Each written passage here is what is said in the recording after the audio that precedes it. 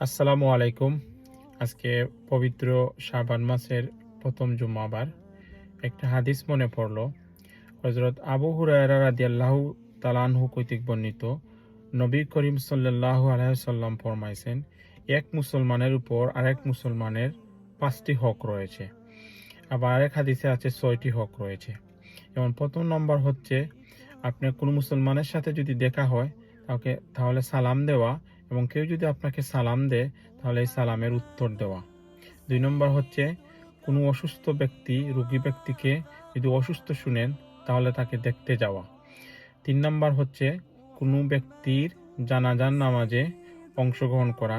যদি আপনার জানাজা মৃত ব্যক্তির অ্যানাউন্স শুনেন তার জানাজার নামাজে অংশগ্রহণ করা। ৪ নম্বর হচ্ছে, কেউ যদি আপনাকে দাওয়াত দেয় তাহলে এই দাওয়াত কবুল রাখার চেষ্টা করা।